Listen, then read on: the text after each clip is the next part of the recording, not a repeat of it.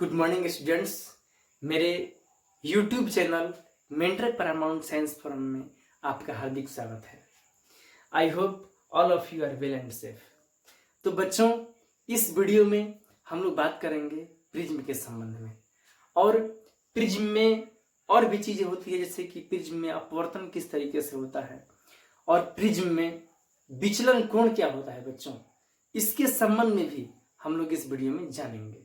और विचलन कोण ज्ञात करने का मैथमेटिकल तरीके हैं, कुछ स्टेप्स हैं, उनको भी जानेंगे और कुछ न्यूमेरिकल के माध्यम से हम उसे ज्ञात भी करेंगे बच्चों। तो चलिए आप सब हमारे साथ तैयार हो जाइए और निकालिए कॉपी और पेन और चलिए हम सीखना शुरू करते हैं बच्चों विचलन कोण और प्रिज्म के संबंध में। तो my self Deepak sir, let's start my topic. तो बच्चों, हम लोग को प्रिज्म देखना है।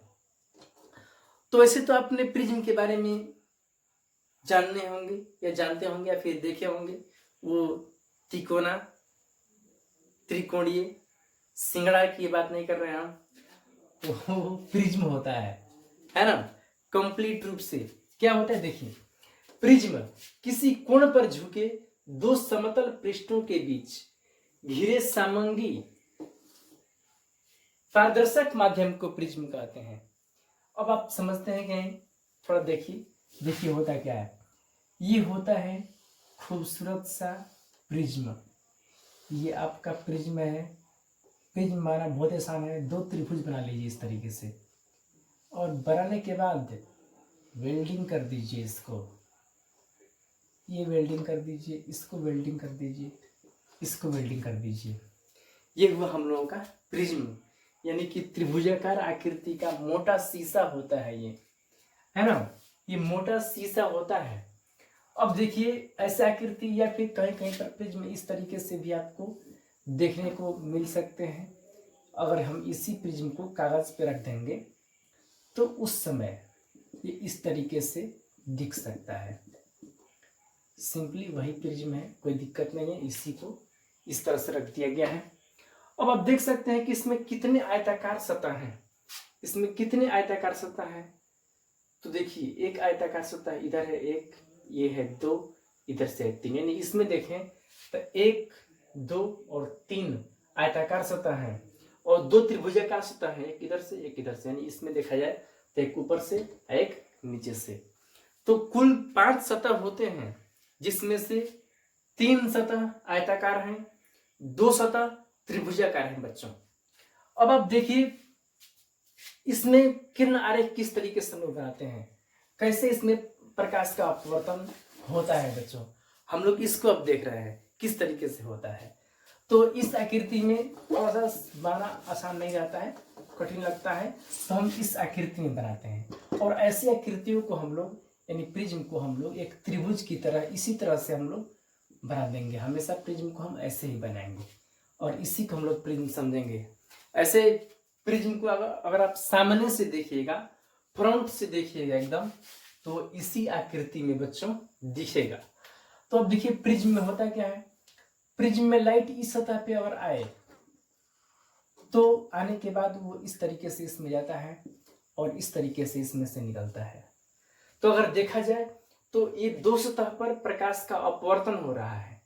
ये अपवर्तित हो गया, यानी एक माध्यम से दूसरे माध्यम में गया तो मुड़ गया।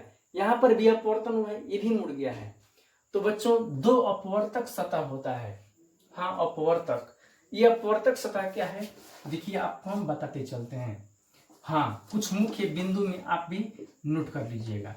कुछ मुख्य बिंदु, तो हम लोग पहले बिंदु की बात कर रहे हैं। जो फर्स्ट पॉइंट हमारा है वो है अपवर्तक सतह, यानी कि हम कह सकते हैं रिफ्रैक्टिंग सरफेस। तो रिफ्रैक्टिंग सरफेस क्या होता है बच्चों, तो देखिए जिन सतहों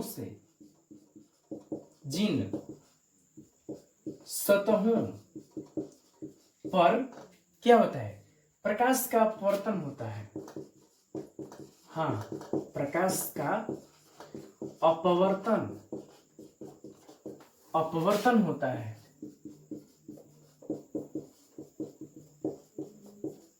उसे मतलब कि अपवर्तक सतह कहते हैं। तो ये प्रिज्म है, इस पर इस सतह पर हो रहा है अपवर्तन और इस पर हो रहा है, तो ये दोनों सतह को क्या कहेंगे हम लोग? अपवर्तक सतह।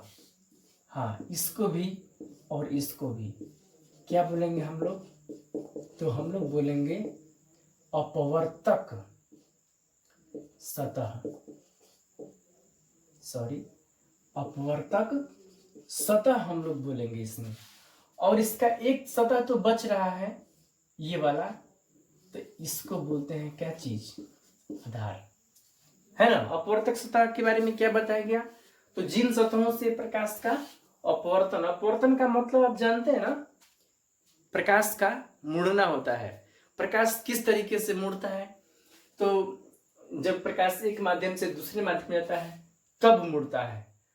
अगर माध्यम परिवर्तन से देखें तो इसी को हम लोग अपवर्तन कहते हैं। एक यहाँ मुड़ा है, एक यहाँ मुड़ा है। तो अब देखिए दोनों अपवर्तक सतह कहाँ है? इसमें ऊपर है, आधार का है, नीचे है। क्या हमेशा यही सीक्वेंस फॉलो होते रहेगा कि स्थितियां बदल भी सकती हैं? तो जरूर बच्चों, बदल भी सकती हैं। जैसे कि आप देखिए, कॉन्सेप्ट क्लियर रखिए, क्योंकि बहुत तरह की स्थितियां आएंगी आपके सामने, तो आपको वहां पर चुनाव करना होगा।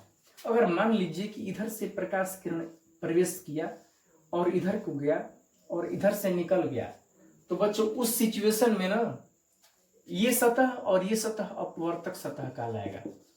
हाँ सॉरी, जो अपवर्तक सतह होगा तो उस समय कौन कौन सा होगा? एक ये वाला होगा, एक ये वाला होगा, और ये वाला जो है ना सतह, ये क्या बन जाएगा?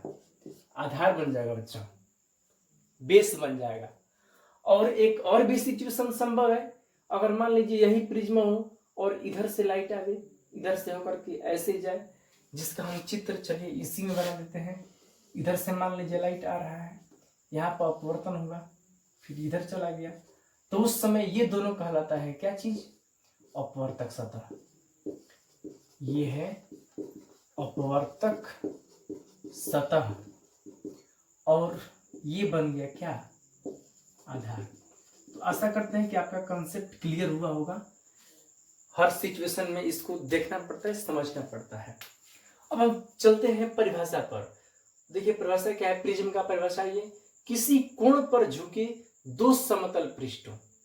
समझिए, ये दो समतल पृष्ठ हम इसको मानते हैं, है ना। समतल पृष्ठ, आयताकार पृष्ठ झुके हुए हैं किसी कोण पर। हाँ, कोई कोण, इन दोनों के बीच कोई कोण बन रहा है, तो पृष्ठों के बीच घिरे समांगी पारदर्शक माध्यम को, इसके बीच जो घिरा हुआ है माध्यम, कैसा माध्यम? समांगी पारदर्शक माध्यम। ये क्या होता है? तो समांगी का मतलब होता है कि एक समान रूप से उसमें अपवर्तनांक है किसी भी जगह का। हम किसी भी जगह का अपवर्तनांक का टेस्ट करेंगे, किसी भी जगह का, तो उतना ही अपवर्तनांक होगा। यानी जिस भी पदार्थ से बना है उसमें हर जगह उसके गुण और बनावट एक जैसे हैं। तो समांगी पारदर्शक है, ये आर पार दिखेगा। अब क्या ईंटा का प्रिज्म बना देंगे तो उसमें से दिखेगा? नहीं दिखेगा, ईंटा पत्थर नहीं चलता है यहाँ पर, आसपास आर पार दिखना चाहिए उसमें। तो उसी को हम लोग बोलते हैं क्या? प्रिज्म बोलते हैं। पारदर्शक रहेगा मटेरियल और दो इसके बीच घेरा रहेगा, तो उसी को हम लोग प्रिज्म बोलते हैं। अब देखिए इसमें एक खास चीज है और वो है किसी कोण पर। हाँ, किसी कोण पर झुके दो समतल पृष्ठ। बच्चों ये जो समतल पृष्ठ है किसी कोण पर झुका हुआ है, इस कोण को एक खास नाम दिया गया है। वो नाम क्या है? चलिए उसको हम दूसरे पॉइंट में नोट करेंगे। उसको बोलते हैं अपवर्तक कोण। अपवर्तक कोण, या इसको कभी कभी न्यूमेरिकल में लिखता है प्रिज्म का कोण। तो प्रिज्म का कोण किसे बोलते हैं बच्चों? तो जो प्रिज्म होता है उनके जो अपवर्तक सतह होते हैं वो जिस कोण पर झुके होते हैं उसी को बोलते हैं प्रिज्म का कोण। हाँ, हम कह सकते हैं कि अपवर्तक सतह जिस कोण पर झुके होते हैं, जिस कोण पर झुके होते हैं उसे वही प्रिज्म का कोण कहते हैं। लिख लीजिएगा, उसे कहते हैं प्रिज्म का कोण। तो कौन सी सतह? तो हर सतह नहीं, अपवर्तक सतह, अपवर्तक सतह झुके होते हैं तो उसे प्रिज्म का कोण कहते हैं, जिसे ए से सूचित करते हैं। जिसे किससे सूचित करते हैं? ए से सूचित करते हैं। हाँ बच्चों, जो प्रिज्म का कोण होता है हम लोग उससे ए से सूचित करते हैं। ऐसा हर बुक में शो किया गया है, तो हम लोग भी ए से। ये प्रिज्म का कोण यहाँ पर है। इसमें प्रिज्म का कोण कहाँ है? तो अपवर्तक सतह झुका होगा वही ना होगा। तो इसमें ये दोनों अपवर्तक सतह है, तो इसमें ये वाला जो होगा ये प्रिज्म का कोण होगा। इसमें प्रिज्म का कोण कौन सा होगा? तो इसमें ये अपवर्तक सतह है, तो इसमें बच्चों ये वाला कोण होगा। सब में अलग अलग स्थितियों पर है। क्या आप भूल जाएंगे? नहीं भूल सकते हैं। चलिए आपके लिए एक रिवीजन। अगर मान लीजिए कि ये कोई त्रिभुज है और इसमें ये 70 डिग्री का कोण है, ये 60 डिग्री का कोण है और ये 50 डिग्री है। हो जाएगा 180। चलिए हो जाएगा। तो इसमें अगर हम आपसे पूछें कि प्रकाश इसमें से आया, इधर से आया, मतलब इधर से अपवर्तन हुआ, इसका इधर चला गया, तो अपवर्तक कोण यानी प्रिज्म का कोण कौन सा होगा? बता सकते हैं आप लोग? तो बच्चों इसमें होगा 60 डिग्री। ये होगा प्रिज्म का कोण। सॉल्व करें ना। और इधर से लाइट आएगा, ऐसे जाएगा, ऐसे जाएगा, तो इसमें ये वाला कहलाएगा प्रिज्म का कोण। तो ये स्थितियां हैं प्रिज्म के कोण से संबंध में। बच्चों एक चीज और हम बताते हैं आपको, एक नोट, और फिर हम आगे बढ़ जाएंगे। देखिए नोट में क्या है कि कभी कभी हम लोग भ्रमित हो सकते हैं, तो उससे बचने के लिए, जैसे कि मान लीजिए कि इस तरीके से ये पारदर्शक टुकड़ा है और आप देखे होंगे ये पढ़े हैं, ये कांच का स्लैब के नाम से हम इसको जानते हैं। ये कांच का स्लैब है हम लोग का। अब इस स्लैब में देखा जाए तो इसमें प्रकाश अगर ऐसे आए, इस तरह से आए, इस तरह से निकल जाए, तो ये सिंपली स्लैब का काम कर रहा है। लेकिन अगर प्रकाश इधर से आए और इसमें जा करके फिर ऐसे निकल जाए ऊपर से, तो बच्चों इन दोनों में अंतर है। जो सीधे सीधे जा रहा है तो ये काम करेगा स्लैब जैसा, जो कांच की पट्टी होती है, इसमें होगा क्या चीज? केवल प्रकाश का पार्श्विक रूप से विस्थापन होगा, अपना रास्ता बदल के जाएगा। परंतु ये जो जा रहा है ये इसमें गया फिर इसमें से निकल गया, तो ये काम करेगा प्रिज्म की तरह। अब आप सोचिए कि क्यों ऐसा करेगा वो।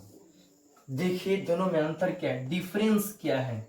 तो बच्चों ये जो है ना, ये दो सतह हैं और दोनों एक कोण पर झुके हुए हैं। देखिए ये कोण है, एक ये सरफेस, एक ये सरफेस, एक कोण पर झुके हुए, तो इसमें से क्या, इसमें से निकला, तो ये एक तरह की प्रिज्म की आकृति है ना। जब भी दो सतह एक से जुड़े रहेंगे ना और उसमें से लाइट का पासिंग होगा, तो आप निश्चित रूप से समझिएगा कि वो प्रिज्म जैसा।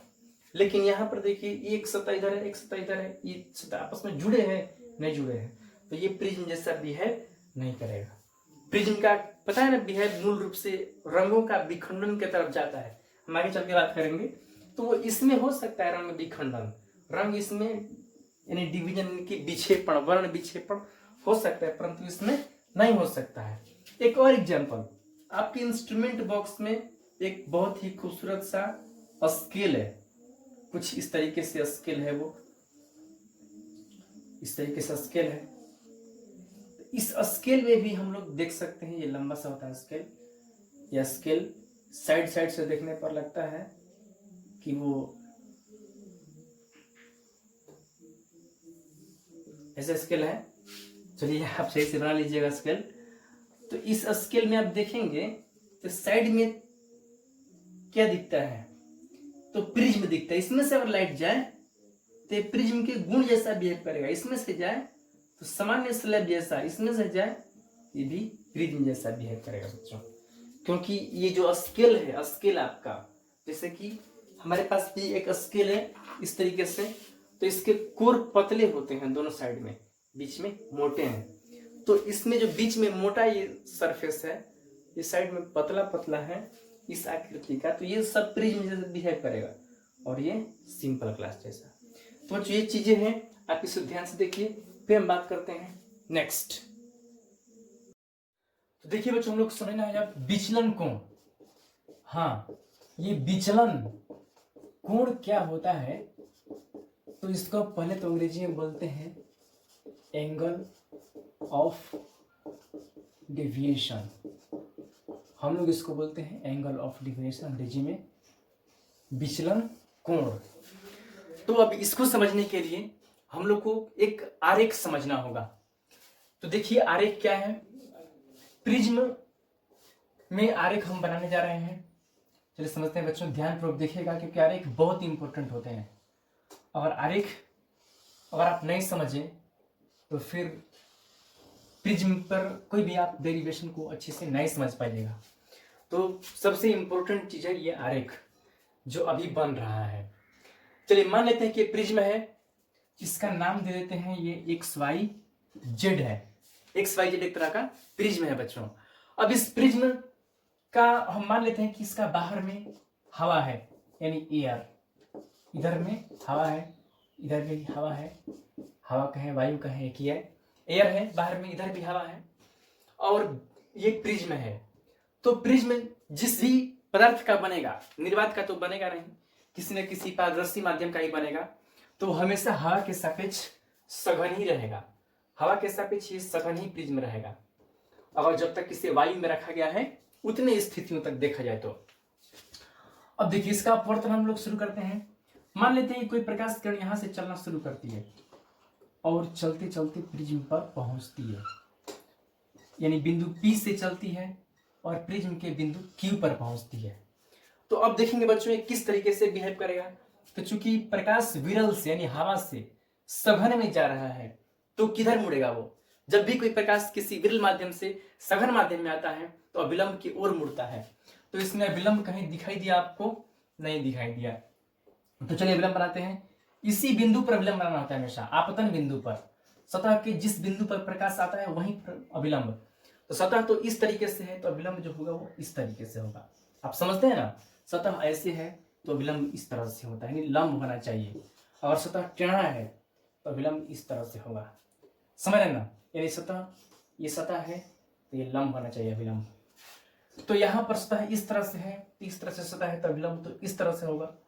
तो यहाँ पर हम लंब ड्रॉ करते हैं, खींचते हैं, यह अभिलंब हो गया। चलिए अभिलंब को हम लोग खींच लेते हैं, यह अभिलंब हो गया। अब देखिए ये प्रकाश किरण आया है तो अभिलंब के साथ जो कोण बनाता है उसे कहते हैं आपतन कोण। हम इसे I से सूचित करते हैं। आपतन कोण को किससे? I से सूचित करते हैं। अब ये प्रकाश क्या करेगा कि हवा से जाएगा प्रिज्म में, यानी विरल से सघन में, तो अभिलंब की ओर मुड़ेगा, मुड़ेगा ना। अपवर्तन यदि आप लोग पढ़े होंगे तो अभिलंब की ओर मुड़ेगा। अभिलंब की ओर मुड़ने के लिए ये सीधे तो जाएगा नहीं, बल्कि वहां से अभिलंब की ओर के लिए ऊपर तो हो नहीं सकता है, वो नीचे होगा, क्योंकि ये इधर अभिलंब है। इस प्रिज्म के भीतर में इधर अभिलंब है, तो वो अभिलंब की ओर यानी इधर मुड़ेगा, नीचे की ओर, यानी कि वो इसमें प्रवेश करने के बाद वो इस तरीके से मुड़ जाएगा प्रिज्म के ओर। ये रास्ता नहीं होगा, मुड़ गया और मस्ती में अपना चल दिया। और हाँ, यहाँ पर का कोण कहते हैं अपवर्तन कोण। जब प्रकाश एक माध्यम से दूसरे माध्यम में जाता है तो आपतन कोण ही बनाता है और अपवर्तन कोण ही बनाता है, दोनों अभिलंब से ही बने होते हैं। तो यहाँ पर हम आर्क कर लिख देते हैं, अभिलंब के साथ कोण बनता है। अब देखिए, अब एकदम मस्ती में चल दिया, तब से चलते चलते चलते चलते ठक से लड़ा यहाँ पर, बस तुरंत उसको ला कर एक बार तो फिर माध्यम चेंज की बात आ गई, फिर से एक बार अपवर्तन हो गया यहाँ पर। तो फिर से अपवर्तन कैसे होगा? चलिए P से चला Q पर पहुंचा और अभी अभी पहुंच गया है बिंदु R पर। तो बच्चों यहाँ पर अपवर्तन को दर्शाने के लिए हम लोग को यहाँ पर फिर से अभिलंब चाहिए। तो ठीक जैसे पहले अभिलंब खींचे थे उसी तरह से यहाँ भी हम अभिलंब खींच देते हैं। अभिलंब, सतह पर लंब को अभिलंब कहते हैं। ये सतह पर लंब होता है, ये भी लंब है, ये इस सतह पे लंब है, तो अभिलंब है ये।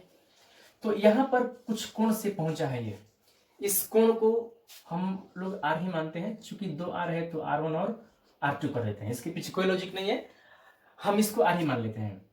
अब देखिए जब इसमें से बाहर निकलेगा तो किधर मुड़ेगा, क्या सीधे जाएगा? तो जवाब है नहीं, क्योंकि सघन होता है प्रिज्म और बाहर में है हवा, तो सघन से विरल में आएगा। याद कीजिए, सघन से विरल में आने पर किधर मुड़ता है? सघन से विरल में आने पर विलंब से दूर हटता है बच्चों। तो विलंब से दूर किधर होगा? सीधा तो होगा नहीं, विलंब कहाँ है? ये है, तो सीधे न जाकर के विलंब से दूर हटेगा। नफरत है उसको, नफरत है हमसे नहीं, अविलंब से। तो ये इधर मुड़ गया और मुड़ने के बाद आगे बढ़ा, तो इस किरण को हम लोग कहते हैं निर्गत किरण। इसको क्या बोलते हैं? तो इसको बोलते हैं निर्गत किरण। हिंदी में कहें तो इमरजेंट एंगल, इमरजेंट एंगल बोलते हैं उसको। और इस कोण को बोलते हैं इमरजेंट एंगल, सॉरी इसको बोलेंगे रे, इसको रे, और इसको बोलते हैं इमरजेंट एंगल। इससे ई से सूचित करते हैं। तो बच्चों इस तरह से ये कहानी है PQR, और ये इसका एस तक का यात्रा आरंभ हुआ नहीं, लास्ट हुआ, उसके बाद आगे जो हुआ आगे जहां जाए। लेकिन हमें समझना है इसमें विचलन कोण को। तो विचलन कोण को हम लोग कैसे समझ सकते हैं, जरा आप ध्यानपूर्वक देखिएगा। विचलन कोण क्या होता है? तो विचलन मतलब होता है विचलित हो जाना, हाँ डाइवर्ट हो जाना। कहीं खड़े हैं तब तक विचलित हो गए, कोई चीज दिखे मतलब डाइवर्ट हो गए। तो देखिए ये प्रिज्म है और प्रिज्म में एक प्रकाश किरण जा रही है। अगर ये प्रिज्म नहीं होता तो ये सीधे चलता, सीधे एकदम सीधा चलता। ये कब? अगर प्रिज्म नहीं होता तब एकदम सीधे चलते जाता वो। लेकिन प्रिज्म के चलते क्या हुआ, जैसे हम यहां पर आए तो प्रिज्म नहीं रहता तो सीधे चलता। प्रिज्म आ जाने से क्या हुआ, बीच में से टूट गया, इधर कहीं भाग गया, ऐसे भाग गया, यानी कि इधर आ रहा था, गया नहीं, इधर चला गया। तो कहने का मतलब ये है कि कितना डाइवर्ट हुआ, आ रहा था, आते आते आते आते इधर मुड़ गया। तो डाइवर्ट कितना हुआ, कितना मुड़ गया अपने रास्ते से, कितना मुड़ गया। तो ये कितना मुड़ा, इस कोण को मापने के लिए इसको पीछे की ओर बढ़ाते हैं। तो ये यहां से कितना मुड़ा, जितना मुड़ा, जितना विचलित हुआ, इसी को बोलते हैं विचलन कोण, और दर्शाते हैं डेल्टा से। इसमें अगर दिखाना हम लोग को, तो ये आ रहा है, इधर तो जाएगा नहीं है, ये नहीं है, चूंकि ये सपना हो गया है। ऐसा होता लेकिन अब होगा नहीं, तो फिर होगा क्या? तो इसकी जो काल्पनिक रेखा है इसी के साथ और निर्गत किरण को हम लोग यहाँ पर जोड़ते हैं बच्चों, तब हमें मिलता है विचलन कोण। यानी कि ये कोण, ये सीधा रास्ता और ये निर्गत वाला, दोनों को हम लोग पीछे की ओर इंक्रीज करते हैं। ऐसे तो केवल निर्गत किरण को हम पीछे की ओर बढ़ा रहे हैं, है ना। तो इसी को बोलते हैं कौन सा कोण? विचलन कोण बोलते हैं। और डेल्टा, इसका अगर डेफिनेशन देना हो तो कह सकते हैं कि आपतित किरण, हाँ देखिए इसका हम लोग नाम देंगे आपतित किरण। आपतित किरण और निर्गत किरण के बीच के कोण को विचलन कोण कहते हैं, और इसे डेल्टा से सूचित करते हैं। ये तीसरा नंबर पॉइंट में आप लोग नोट कर लीजिएगा, जैसा कि हम अभी बता रहे हैं आपको, है ना। तो आपतित किरण और निर्गत किरण के बीच के कोण को विचलन कोण कहते हैं, और उससे दिखाते हैं डेल्टा से। तो बच्चों इस तरह से विचलन कोण हम लोग अभी समझें यहाँ पर। अब हम बात करेंगे कि इसमें विचलन कोण को हम लोग ज्ञात कैसे करते हैं। तो चलिए इसके लिए हम लोग प्रिज्म में अपवर्तन को हम लोग थोड़ा सा आगे बढ़ाते हैं। एक छोटा सा डेरिवेशन है, बहुत ही आसान है, आप ध्यान से देखिए।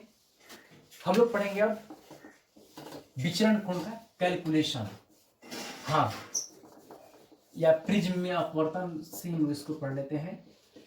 प्रिज्म में अपवर्तन, प्रिज्म में अपवर्तन हम लोग पढ़ रहे हैं कैलकुलेशन ऑफ डेविएशन एंगल, यानी विचलन कोण का गणना। देखिए बच्चों, इससे गणना करने के लिए ये कितना एंगल है, इसे समझने के लिए हम लोग क्या कर सकते हैं। देखिए अगर किसी एंगल को हम लोग को निकालना हो, अगर मान लीजिए यहाँ पर एंगल बन रहा हो तो उसका मान जानना है। अगर चूंकि ये स्थितियों में यही है, बाहर में है, तो ये कोण इसको और इसको जोड़ने से मिल सकता है ना।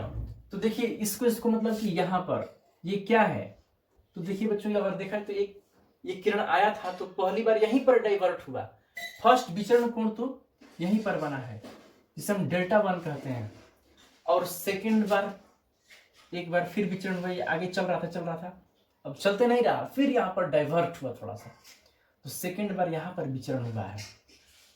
इसके सीधा रास्ता से अगर हम देखें तो यहाँ पर एक तरफ सेकंड बार डेल्टा 2, 2 बार विचलन हुआ। इसमें कितना बार विचलन हुआ, तो 2 बार विचलन हुआ है।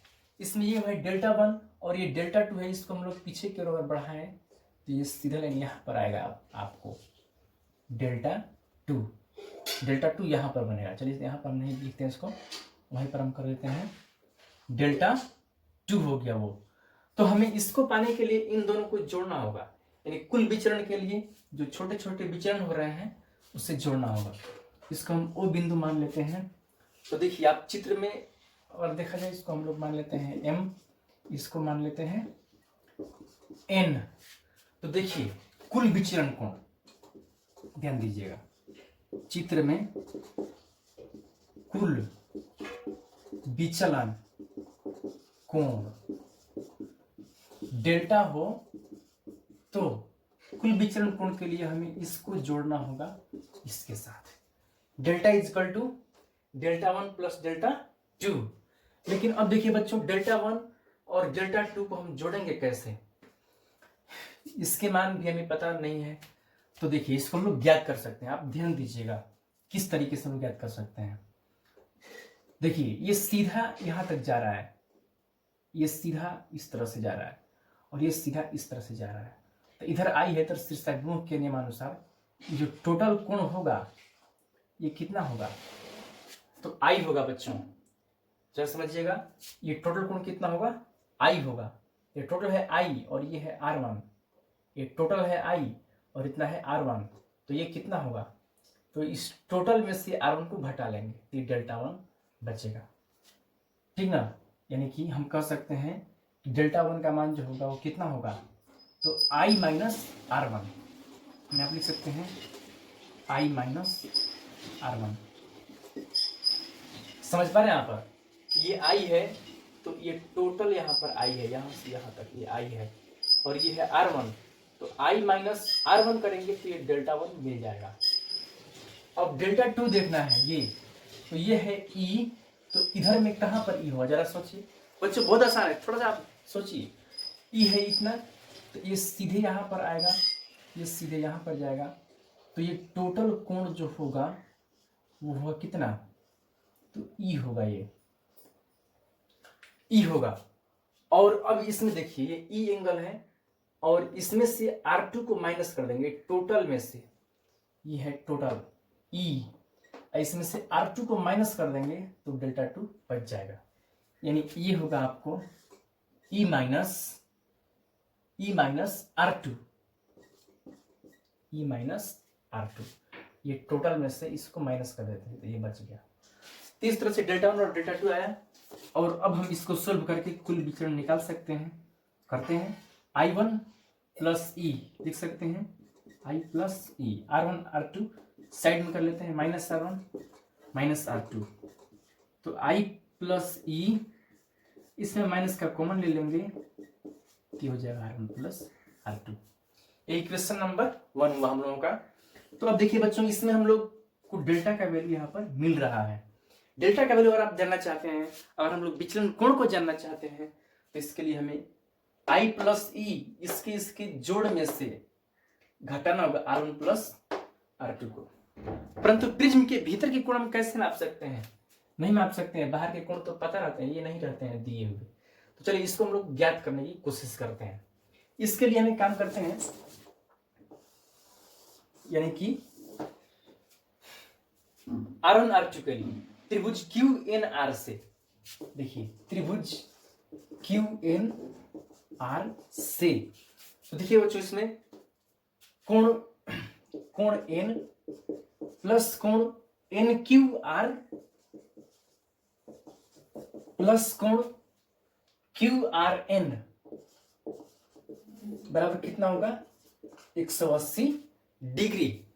तो अब देखिए कोण एन कितना है, तो नहीं है कोण एन, तो क्यू एन आर कितना है, सॉरी एन क्यू आर, तो ये R1 है, R1 plus Q R N कितना है, क्यू आर एन ये है R2 इजकल टू 180 डिग्री। हम यहां से R1 R2 का मान चाहिए ना, निकाल लेते हैं। तो R1 प्लस R2 बराबर 180 डिग्री माइनस कोण N। अब देखिए हमें R1 प्लस R2 का मान मिलने वाला है, इसके लिए हमें क्या करना है कि 180 में से घटाना है कितना को, तो कोण N को, ये कोण N। अब आप सोच सकते हैं कि कोण N जो है वो फिर मामला को उलझा दिया। कोण N ये है ना, ये पता रहेगा तभी ना हम इसको निकालेंगे। तो सुनिए अब इसको बताना पड़ेगा, एक को ठीक करने पर दूसरा उलझा रहा है। एक और भी हम काम कर सकते हैं इस त्रिभुज में, और इस त्रिभुज में जाने से पहले हम यहाँ पर लिख सकते हैं कुछ भी विचरण कोण को पाने के लिए हम यहाँ पर लिख सकते हैं एंगल ए। जरा सोचिए बताइए, लिख सकते हैं, क्योंकि जिन सतहों द्वारा अपवर्तन होता है उसी को लोग प्रिज्म का कोण कहते हैं। ये सतह और ये सतह फिलहाल अपवर्तन कर रहे हैं, तो उन दोनों के बीच जो झुकाव कोण होगा उसी को हम लोग बोलते हैं प्रिज्म का कोण, इसलिए वहीं पर देंगे। अब देखिए यहां से हम काम करते हैं, बहुत आसान है बच्चों, बहुत आसान है, ध्यान से देखिए। चतुर्भुज, यहां से एक चतुर्भुज बन रहा है, चतुर्भुज ए क्यू एन आर में, हाँ ए क्यू एन आर में जरा देखिएगा, ए क्यू एन आर एक चतुर्भुज है जिसमें हम लिख सकते हैं कि कोण x प्लस ये वाला कोण लिखते हैं टोटल, यहां पर ये चतुर्भुज हम लिए हैं, समझ रहे हैं? तो यही ना है ए क्यू एन आर, सॉरी ए यहां पर नहीं बल्कि हम यहां पर x लिखेंगे, एक्स क्यू एन आर में। तो कोण x हो गया, फिर यहां पर का कोण, तो ये हुआ कोण एक्स क्यू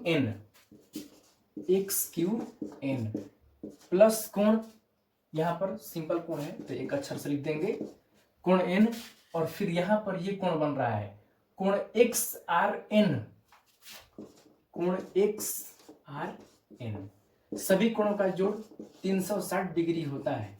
तो कोण x कितना है बच्चों, ये तो है a, और एक्स क्यू एन ये है बच्चों 90 डिग्री। हाँ आप समझ पा रहे हैं, ये अभिलंब और ये सतह 90 डिग्री पर है, तो ये कितना होगा 90 डिग्री होगा हम लोग का। फिर देखिए कोण n ये हुआ कोण n, और फिर एक्स आर एन यहां भी एक टोटल कोण, ये भी है 90 डिग्री एक्स आर एन, और बराबर कितना 360 डिग्री। तो हम इसको बनाया अगर यहाँ से कोण n निकाल सकते हैं, कोण n कितना होगा, तो 360 डिग्री 90 90 180, तो माइनस 180 डिग्री, और a इधर चला गया, तो देखिए तो n का मान आया कि नहीं, 180 डिग्री माइनस a, देखिए अब आया है n। अब मामला सुलझ रहा है, हम इसका मान यहाँ रख देंगे। चलिए इसको भी हम मान देते हैं समीकरण संख्या 2। तो समीकरण 2 में कोण n का मान रखने पर रखेंगे बच्चों, तो कितना होगा, यहां पर रखेंगे इस वाला पोर्शन को, तो R1 plus R2 equal to 180 degree minus n के जगह पर रखेंगे 180 डिग्री माइनस a, तो हमें मिल जाएगा R1 प्लस R2, ये तो 180 कट जाएगा, ये हो जाएगा प्लस a। देखिए बहुत ही आसान फॉर्मूला मिला, R1 plus R2 equal to a, बहुत ही छोटा, यानी R1 R2 का मान आपको जानना है तो वो a के बराबर होगा, हाँ इसका जोड़ a के बराबर होगा। अब R1 R2 हम इसके लिए खोज रहे थे, तो अब ये कितना हो जाएगा, हम इससे मान लेते हैं समीकरण संख्या 3। समीकरण 3 से R1 R2 का मान समीकरण 1 में रख देंगे। अब यहाँ पर कर देते हैं हम, देखिए समीकरण कितने से, 1 से, हाँ लिख देंगे समीकरण 1 लिख दीजिएगा। अब समीकरण 1 से तो क्या होगा, delta is equal to I plus E minus, ये है ना, वहां पर हम लिख देंगे माइनस ए। देखिए कितना आसान फॉर्मूला हम लोग को मिला। Delta is equal to I plus E minus a, है ना, आई प्लस ई माइनस ए। तो बच्चों यही विचलन कोण का सूत्र है। आप इसे देखिए ध्यानपूर्वक, इसे एक बार 2 बार देखिए, आप समझ जाएंगे इसको। कहीं कोई दिक्कत तो बताइए, इसे नोट कीजिए जल्दी से। तो देखिए बच्चों, ये समीकरण संख्या आपको हो गया 4। तो देखिए इसमें मुख्य सूत्र 2 ही केवल हैं। एक है R1 plus R2 equal to A, हम इसका यूज करेंगे हमेशा। और दूसरा हम लोग को मिला है I इक्वल टू कितना, sorry delta equal to I plus E minus A। कहीं कहीं इस सूत्र को ऐसे दिया रहता है, डेल्टा प्लस A बराबर I प्लस E। तो कोई दिक्कत नहीं है, वही सूत्र है ना। अब इसका एक परिचय भी आप कर लीजिएगा। इसका परिचय जैसे कि इस तरीके से आप लिख दीजिएगा नीचे में, जहां डेल्टा इज इक्वल टू विचलन कोण ए बराबर, हाँ ये हो गया विचलन कोण, ये हो गया प्रिज्म का कोण, आई हो गया आपतन कोण, और ई को लिख दीजिएगा निर्गत कोण। बच्चों ये लिखना जरूरी है क्योंकि हम न्यूमेरिकल के सेक्शन की तरफ बढ़ रहे हैं, ताकि उसमें आपको कोई दिक्कत ना हो। तो नोट कीजिए, अब हम बढ़ते हैं न्यूमेरिकल सेक्शन की तरफ। चलिए चलते हैं हम लोग पहले क्वेश्चन की तरफ। इसमें हम लोग क्वेश्चन करेंगे। फर्स्ट क्वेश्चन है बच्चों हम लोग का, क्वेश्चन नंबर फर्स्ट है कि कोई समबाहु प्रिज्म है, हाँ समबाहु, सभी भुजाएं इसकी बराबर है। ये समबाहु प्रिज्म है और इसका अपवर्तनांक दे रखा है इसमें √3। बाहर में हवा है और इसमें आपको ये दिया है कि कोई लाइट इस पर आ रहा है, और लाइट इस पर जो आ रहा है उसका यहाँ से जो कोण है वो है 60 डिग्री। तो इस प्रश्न में हम लोगों को इमरजेंस एंगल निकालना है और डेल्टा निकालना है। अच्छा देखिए, इसको ट्राई कीजिए, बहुत ही आसान है। चलिए पहला क्वेश्चन है, हम बताते हैं इसको आपको। देखिए सबसे पहले करेंगे क्या, ये जैसे ही इसमें प्रवेश करेगा तो मुड़ेगा अभिलंब की ओर, क्योंकि ये सघन है, बाहर में हवा है, ये सघन है, तो इस तरह से मुड़ेगा। अगर तो यहाँ पे कौन बनाएगा कितना, R1। इस R1 की वैल्यू हम पहले ज्ञात करेंगे, फिर R2 का वैल्यू ज्ञात करेंगे, फिर E का मान मिलेगा। चलिए समझते हैं कैसे।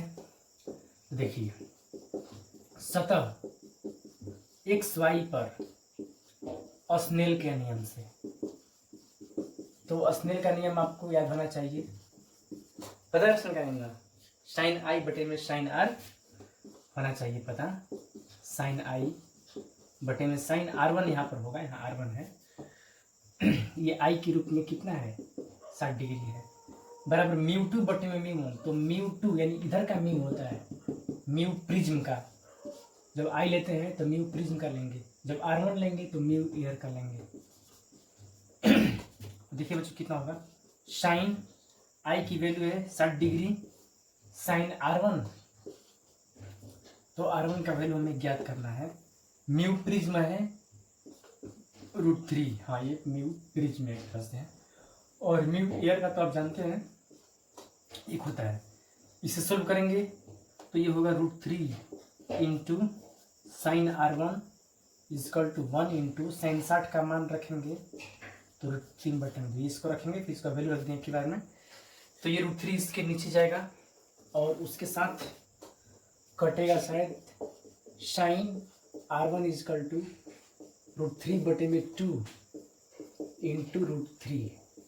हाँ, ये √3 इसके नीचे आया है यहाँ पर, तो ये कट जाएगा, तो साइन R1 इजकल टू 1/2 होगा ना बच्चों।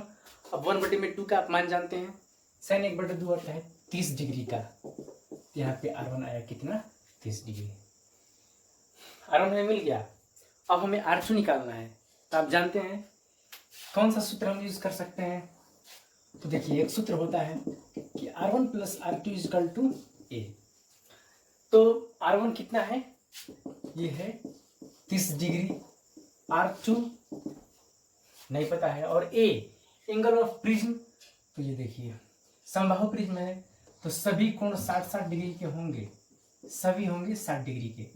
तो हमें हर जगह के कोण से मतलब नहीं है, हमें प्रिज्म कोण से मतलब है, और प्रिज्म कोण यहाँ जो होता है उसी को बोलते हैं, यानी जिन सतहों से अपवर्तन, तो एक सतह ये है अपवर्तन, एक आगे इस पर अपवर्तन होगा, तो इसी को हम चुनेंगे, है ना। तो ये हो गया 60 डिग्री। यहाँ से R2 मिलेगा, 60 जाके 30 में से घटेगा, सॉरी 60 में से 30 घटेगा, तो बचेगा कितना, 30 डिग्री। यानी कि इस तरह से आए, तो यहाँ पर एक अभिलंब ड्रॉ करें अगर हम लोग, तो जो है R2 बनेगा, यह कितने डिग्री का, 30 डिग्री का। R1 भी हुआ था कितने वैल्यू का, ये भी हुआ था कितने का, 30 डिग्री का हुआ था।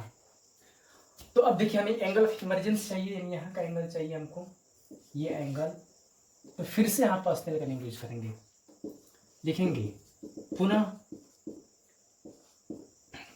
सतह XZ पर, पुनः नहीं लिख सकते यहाँ पर, XZ पर स्नेल के नियम से, स्नेल के नियम से, तो हम यूज करते हैं स्नेल के नियम को।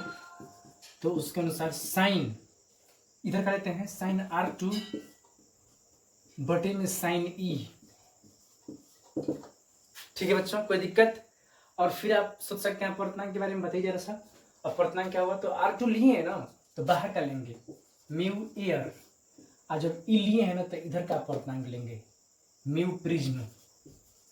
तो अब देखिए, साइन R2 की वैल्यू हमारी है 30 डिग्री, साइन E तो ज्ञात करना है, म्यू एयर 1, और म्यू प्रिज्म कितना है बच्चों, तो म्यू प्रिज्म का है √3। यहाँ से लोग बनाएंगे ये क्रॉस मल्टीप्लाई, तो साइन E, और ये फिर गुना होगा √3 गुने साइन 30 डिग्री यहाँ रखेंगे, और उसका आप एक ही बार में मान रख देते हैं हम। तो आप सोच सकते हैं साइन E बराबर ये हो गया √3/2। तो आप बता सकते हैं कितना होगा, साइन के किस वैल्यू का मान होता है √3/2, तो ये होता है 60 डिग्री का, 60 डिग्री। इस तरह से बच्चों एंगल ऑफ इमरजेंस निकल आया। बहुत ही आसान है बच्चों, बस समझना है इसको। ये जो एंगल आ गया वो 60 डिग्री, ये का मान 60 डिग्री, तो ये वैल्यू निकल गया। डेल्टा चाहिए, डेल्टा किस सूत्र से हम लोग पता कर सकते हैं, तो उसका बहुत आसान सूत्र है, हम लोग ज्ञात भी किए हैं सूत्र को। चूंकि डेल्टा इजकल टू होता है I + E - A, तो I कितना है, 60 डिग्री है, E कितना है, ये भी है 60 डिग्री, और minus angle of prism 60 degree, 120 - 60 कर देंगे, रहेगा 60 डिग्री। ये होगा इस तरीके से। देखिए समझिए, कोई दिक्कत तो बताइए, नहीं तो हम चलते हैं नेक्स्ट क्वेश्चन की तरफ।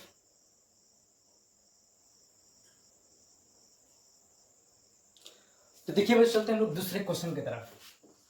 क्वेश्चन नंबर 2 है। अब देखिए, एक प्रिज्म मान लीजिए यहाँ पर दे दिया गया है, और ये कोण है इसका 75 डिग्री, और इस पर लाइट इस तरीके से आ रही है, और यहाँ पर आपतन कोण जो है वो है 45 डिग्री।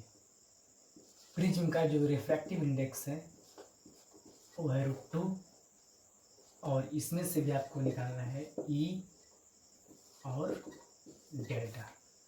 ट्राई कीजिए, बहुत ही आसान प्रश्न है। एक बार वीडियो को रोक करके आप ट्राई कीजिए, देखिए इसको। चलिए देखते हैं हम लोग भी इसको।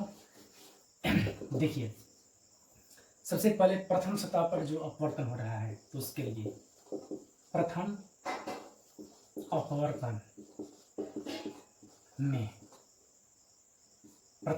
में क्या लिखेंगे तो साइन, चलिए इसको मान लेते हैं आई, और इस तरीके से आएगा और इस तरह से यहाँ पे एक एंगल बनाएगा R1, साइन आई बटे में साइन R1, ये एंगल होगा ना बराबर आई लिए हैं तो इधर इसमें का रिफ्रैक्टिव इंडेक्स लेंगे म्यू पी, और फिर R1 इधर का लिए हैं तो इधर का लेंगे, इधर मान लीजिए कि एयर है बाहर में तो म्यू एयर, हाँ जब तक ना कहा जाए तब तक बाहर में हमें एयर ही मानना चाहिए, और कुछ नहीं कहा गया तो बाहर में एयर मान के चलते हैं।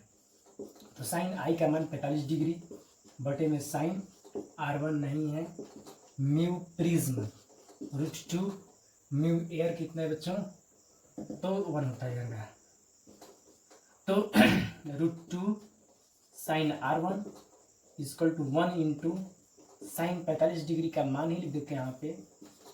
अब देखिए हम √2 को इधर भेजेंगे तो कैसे कैसे हो सकता है बच्चों, sign R1 equal to 1/√2 into √2, तो ये कितना होगा √2 गुना होगा तो साइन R1 इक्वल टू ये हो जाएगा 1/2 है ना, √4 होगा, √4 का वर्गमूल 2 हो जाएगा यहाँ पर। अब देखिए साइन 1/2 आ गया तो यहाँ पर हम निकालेंगे तो ये होगा 30 डिग्री। अब देखिए ये 30 डिग्री है तो हम लोग इसको निकाल लेंगे अब, तो यहाँ पर के लिए ये इस तरह से ड्रॉ करते हैं, इसको R2 बोलते हैं। तो देखिए चूंकि R1 प्लस R2 बराबर 30 डिग्री, R1 का मान कितना है 30 डिग्री प्लस, सॉरी यहाँ पर हम मिस्टेक लिखे हैं, R1 plus R2 equal to ए होता है, तो ये R1 हो गया 30 डिग्री, R2 कितना होगा बच्चों हमें निकालना R2 का भी, ए एंगल ऑफ प्रिज्म जो है वो 75 डिग्री यहाँ है, ये बोलेंगे एंगल ऑफ प्रिज्म। तो R2 यहाँ से निकालेंगे, घटेगा 75 में से 30 आएगा 45 डिग्री, तो R2 45 डिग्री, जस्ट उसी जैसा है बच्चों सवाल। अब देखिए दूसरे सतह पर अपवर्तन के लिए, अपवर्तन के लिए कितना होगा तो साइन ये एंगल लेंगे R2, फिर बाहर का एंगल लेंगे यहाँ पर होता है E बटे में साइन E, तो जब R2 लेंगे तो इधर का रहेंगे रिफ्रैक्टिव इंडेक्स म्यू ए, और जब E लिए हैं नीचे में प्रिज्म का लेंगे म्यू प्रिज्म। बस बच्चों वैल्यू रखते जाएंगे, R2 का मान 45 डिग्री, E का मान नहीं पता है, म्यू एयर 1 होता है, म्यू प्रिज्म यहाँ पर है √2, इसको क्रॉस मल्टीप्लाई करेंगे तो साइन E √2 इंटू साइन 45 का मान रखेंगे तो 1/2 कटेगा, साइन E का मान कितना आया 1 आया। अब देखिए 1 आया, इसका मतलब ये हुआ कि E का वैल्यू होगा 90 डिग्री, हाँ ये तो 90 डिग्री, ये तो 90 डिग्री है, क्या ये 90 डिग्री है नहीं है 90 डिग्री, तो फिर हुआ कैसे 90 डिग्री, तो गलत हो गया, एक मिनट गलत हो गया, ये आएगा यहाँ तक लेकिन इसके सब सरफेस के साथ चलेगा तभी होगा ये 90 डिग्री, ये इक्वल टू 90 डिग्री। आपको पता है बच्चों जब अभिलंब के साथ 90 डिग्री पर अपवर्तित किरणें चलने लगती हैं तो उस समय ये कोण को बोलते हैं क्रांतिक कोण। सघन माध्यम में आपतन कोण का वह मान जिसके लिए विरल माध्यम में अपवर्तन कोण 90 डिग्री हो जाए तो उस आपतन कोण को क्रांतिक कोण कहते हैं। यहाँ R2 यानी कि 45 डिग्री इस प्रिज्म का क्रांतिक कोण आ गया है बच्चों। देखिए बहुत अच्छा क्वेश्चन था, ऐसे क्वेश्चन भी आते हैं, ध्यान से देखिए समझिए। चलते हैं नेक्स्ट क्वेश्चन की तरफ। तो बच्चों इसमें बोलते हैं इसको ग्रेजिंग इमर्जेंस या फिर इसको बोलते हैं स्पर्शी निर्गत किरण, ये हम लोग इसको बोलते हैं। तो एक सिचुएशन है और ऐसा सिचुएशन और भी आगे आपको मिलेगा। तो चलते हैं क्वेश्चन नंबर 3 की तरफ। तो देखिए बच्चों हम लोग के पास अब एक नेक्स्ट क्वेश्चन है। चूंकि है एक प्रिज्म जिसका अपवर्तनांक 30 डिग्री है। ध्यान दीजिए, एक प्रिज्म है जिसका अपवर्तनांक कोण यानी कि प्रिज्म का कोण 30 डिग्री है। यानी कि इस तरीके से है हम लोग के पास एक प्रिज्म, और इस प्रिज्म में क्या बनाते हैं हम, इस प्रिज्म में ये कोण दिया है कितना, 30 डिग्री, और इसमें क्या दिया है तथा उसकी पदार्थ का अपवर्तनांक √2 है। इसका अपवर्तनांक कितना है, √2 है। म्यू प्रिज्म का है ये उसको। इसके एक अपवर्तक पृष्ठ पर चांदी की कलाई कर दी गई है, यानी एक अपवर्तक पृष्ठ, और इसमें से प्रकाश आए, इसमें से होकर के ऐसे जाते, एक अपवर्तक पृष्ठ ये, दूसरा ये, तो एक पृष्ठ पर कलाई कर दिया गया है। हाँ, चांदी की कलाई कर दी गई है। दूसरे पृष्ठ पर प्रकाश किस कोण पर आपतित हो कि प्रिज्म में अपवर्तन तथा कलाई वाले पृष्ठ से परावर्तन की आदत नहीं मार्ग पर लौटे। देखिए, एक पृष्ठ प्रतिकलित हो गया, दूसरे पृष्ठ पर प्रकाश किस कोण पर आपतित हो, तो अगर इसको एक पृष्ठ मानते, दूसरा पृष्ठ पर प्रकाश किस कोण पर आपतित हो, बात समझिएगा। यहाँ पर आपतन कोण पूछ रहा है, ये अभिलंब के साथ ये आई कोण, आई कोण क्या होना चाहिए जिससे क्या हो जाए कि प्रिज्म में अपवर्तन, हाँ ये प्रिज्म में अपवर्तित होता है, ये इस तरह से अपवर्तित हो गया, प्रिज्म में अपवर्तन तथा कलाई वाले पृष्ठ से परावर्तन, इस पृष्ठ से परावर्तन के बाद किरण अपने ही मार्ग पर वापस लौटे, माने उस पर जाए, अपने ही मार्ग से फिर रिटर्न लौट जाए। तो बच्चों यही क्वेश्चन है। आप सोच सकते हैं कि ये दर्पण जैसा काम करेगा, तो इस पर जाएगा जब ये, तो फिर यहाँ से चमके दूसरे ओर लौट सकता है चमक करके, लेकिन उसी पर कब लौटेगा, जब ये जो जा रहा है इस पर 90 डिग्री पर पड़े, इस पर 90 डिग्री पर, यानी कि हम भी यहाँ पर बना देते हैं 90 डिग्री पर, कुछ इस तरह से आएगा ना, तुरंत ये पीछे चला जाएगा। तो उस सिचुएशन में बच्चों ये कोण कितना होना चाहिए, यही पूछा गया है, I = what, यही सब कुछ सिचुएशन है। तो आप भी ट्राई कर सकते हैं, बहुत ही आसान क्वेश्चन है। चलिए हम बताते हैं इसको आपको। देखिए, ये हो गया, ए का मान हो गया, कोई दिक्कत इसमें। अब देखिए बच्चों, हमें आई निकालना है, तो हमें जब आई निकालना है तो हम एक काम कर सकते हैं कि तभी वापस लौटेगा, कब लौटेगा, जब इस पर लंबवत पड़े। हाँ देखिए, ये लंबवत पड़े, इसको मान लेते हैं ए बी सी, बिंदु P से प्रकाश चला Q के माध्यम से R पर आया, PQR RQP हो गया ये रिटर्न। तो देखिए, प्रकाश तभी वापस लौटेगा, कब लौटेगा भाई, जब AC पर लंबवत आपतित हो। हाँ, जब वह AC पर कैसे आपतित हो, तो लंबवत आपतित हो, यानी AC पर ये लंबवत जब जाएगा ना, इस AC पर तभी लौटेगा। तो जब लंबवत जाएगा उस सिचुएशन में क्या होगा, तब कोण ARQ कितना होगा बच्चों, 90 डिग्री होगा। ARQ, ये कोण 90 डिग्री होगा। और ये कितना है, कोण RAQ, कोण RAQ कितना है, 30 डिग्री है। तो आप सोच सकते हैं ये कितना होगा, एक त्रिभुज में तीनों कोण होना चाहिए मिला करके 180 डिग्री, तो ये कोण कितना होगा, तो 9 3 12 120 डिग्री हो गया। तो ये और 60 डिग्री रहेगा तो हो जाएगा, ये होगा 60 डिग्री। तो लिख सकते हैं कि तब कोण AQR, कोण AQR कितना होगा, तो होगा 60 डिग्री, है ना। एक ही बार 60 डिग्री होगा, क्यों होगा एक ही बार 60 डिग्री, क्योंकि तभी ये तीनों कोणों का जोड़ 180 होगा। हमें इस कोण को ज्ञात करना है, तो ये भी अभिलंब है, इस तरह से अभिलंब है, तो ये 90 डिग्री में से 60 डिग्री कट देंगे तो ये बच जाएगा, यही R1 का मान कहलाएगा। तो 90 डिग्री में से 60 डिग्री कट कर देंगे, ये टोटल है 90, ये हो गया है 60।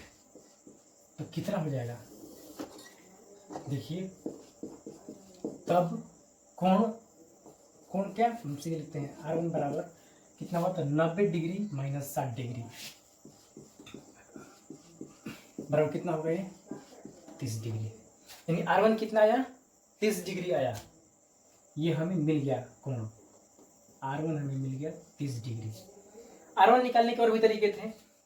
इधर से भी अभिलंब से सोचते तो ये अभिलंब यहाँ पर खींचते और हम लोग ऐसे अभिलंब खींचते तो अभिलंब के साथ ये किरण 0 डिग्री पर था तो उसमें R2 था 0 डिग्री और R1 हमें निकालना था तो हम ऐसे भी कर सकते थे R1 प्लस R2 बराबर A। R1 हमें पता करना था, R2 था 0, A का मान कितना था 30 डिग्री तो R1 आया होता कितना 30 डिग्री, सेम टू सेम आया होता। तो चलो हम R1 तक पहुँच जाएंगे। अब हमें क्या करना है कि हमें इस कोण को खोजें। जब ये कोण मिल गया या अपवर्तनांक है तो इसको निकाल सकते हैं स्नेल का नियम यूज करके। तो देखिए अब निकालते हैं। अब सतह AB पर स्नेल के नियम से, सतह AB पर स्नेल के नियम से, तो स्नेल का नियम बच्चों यूज किया जाए क्या होगा साइन आई लेते हैं अगर मान लीजिए बटे में साइन R1। तो आई लिए हैं तो प्रिज्म का अपवर्तनांक लेंगे, आई लिए हैं तो किसको लेंगे प्रिज्म का अपवर्तनांक। तो म्यू प्रिज्म R1 लिए हैं तो इधर का अपवर्तनांक लेंगे। बाहर में बताया आपको एयर माना जाता है हमेशा जब तक कुछ ना कहा जाए। तो ये हो गया एयर। वैल्यू रख देते हैं साइन आई कितना है बच्चों, तो आई तो हमें ज्ञात करना है। R1 है ऑफ कोर्स है 30 डिग्री है, यहाँ पर है 30 डिग्री। अब देखिए म्यू प्रिज्म, हम लोग को म्यू प्रिज्म का लेना है।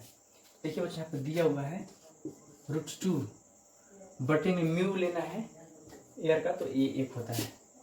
अब क्या देखना है इसको सोल्व कर देंगे। साइन आई ये 37 का मान रख देंगे √2 यहाँ पर हो गया 37 का मान कर देते हैं 1/2 साइड में है। तो ये क्या होगा साइन आई बराबर √2 और ये 2 जो है ना ये √2 से 2 बार में कट जाएगा, √2 बार में कट जाएगा।